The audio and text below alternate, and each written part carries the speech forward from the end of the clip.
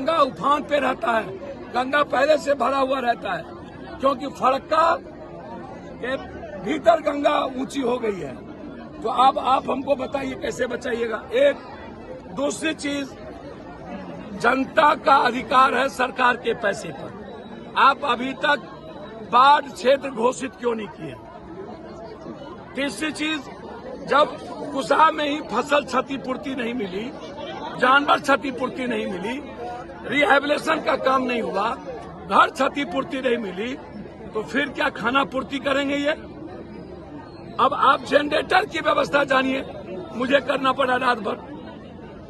Generator कम से कम 10 से 15 लाख रुपया हमने हाथ से बांटा रात में सुपौल में, हर चौक पे, हर परिवार के बीच, हर परिवार के बीच।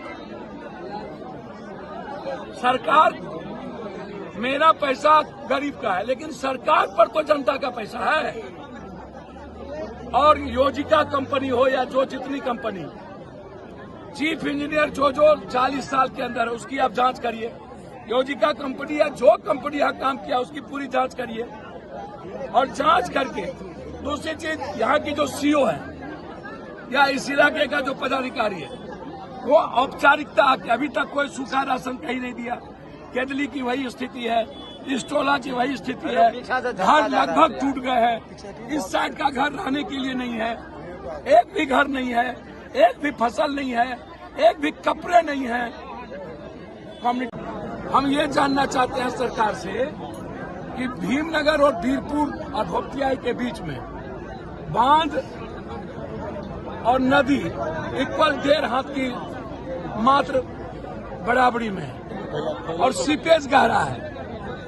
हमें सरकार बताएंगे ना कि अस्पर चौड़ा है नहीं, बांध ऊंचा है नहीं, सीपेज गहरा है, नदी ऊपर हो गया।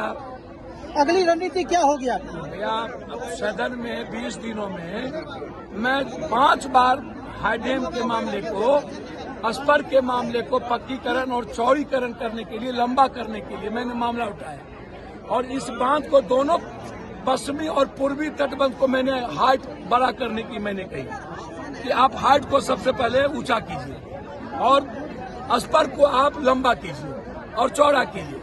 जब तक आप अस्पर को लंबा चौड़ा नहीं करेंगे और बांध को ऊपर नहीं करेंगे और एक गाइड बांध आप नहीं देंगे, तब तक आप बांध को नहीं बचा सकते, आदमी नहीं बचा सकते। एक दूसरी चीज, भीमनगर बैरेज पर अब इतना गाद जम चुका है कि महाप्रलय होना तय है। इसलिए भीमनगर बैरेज को या तो नवीनीकरण करिए, या तो चौड़ीकरण करिए, या तो नया बैरेज बनाइए, तभी आप कोसी, सीमांचल, मिथिलांचल को बचा सकते हैं। यदि नया बैरेज नहीं बना और जिस तरीके से गाद जम गया है, 2.5 लाख क्यूब पानी लेने की क्षमता कोसी की नहीं रही, बैठो खोली, कितने दिन के बाद खोली और कितना दिन में आप बंद कर दीजिएगा। और सीओ से कहा जाता है तो सीओ किसी चीज को रिस्पांस नहीं लेती है। बिजली अभी 5 दिनों से बहाल नहीं हुआ, अभी हमको बात करनी पड़ी बिजली बहाल करने की। ये हवाई सर्वे करने से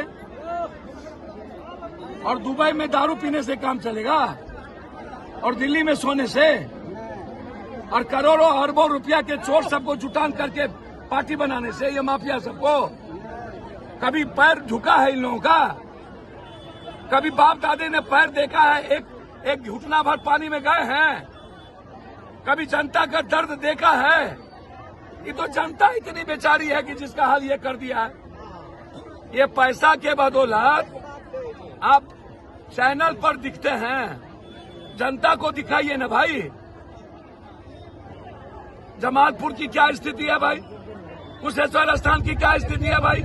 मुजफ्फरपुर की क्या स्थिति है? शिवहर सीतामढ़ी की क्या स्थिति है? ऐसे लोग, ये गरीब लोगों की जिंदगी आप कभी देखे हैं? शहर प्रधानमंत्री, मुख्यमंत्री जी और हम विपक्ष के सभी नेताओं से जानना चाहेंगे, वो 100 हेलीकॉप्टर चुनाव में जो घूमते हैं वो कहाँ है? और उस वक्त जो आप पैसा देके वोट लेते हैं वो कहाँ है? और उस वक्त जो आप मार्केटिंग करते हैं सोशल मीडिया पर, वो पैसा कहाँ है? आज कोई हेलीकॉप्टर नहीं मिला, आज पैसे नहीं मिले। 60 लाख का एक टेंट लगा करके सोना और वेरिटिन मशीन डिब्बा में एसी में सोना जनता दर्शन है। अरे जाइए ना उनके कैंप में, खाइए, बैठिए, सुतिए, भागिए नहीं। अभी क्या राहत दी गई है? भैया मैंने कहा ना, जितना इनको चाहिए हमने कह दिया अपने नेता से, जितना सूखा राशन चाहिए पप्पू यादव की तरफ से चलेगा, आप बेफिक्र है, उसमें कोई कमी नहीं। अभी बड़ा जो अस्पताल टूटा वो तो मस्जिद नहीं होता तो वो कोई नहीं बचता, वो तो मस्जिद ने टाक को बचाया। अभी सबको 1,000 रुपया अभी जो है, जहां पर सूखा राशन की तुरंत जरूरत होगी भेजेगा, और गाड़ी आ रही है। अच्छा, एक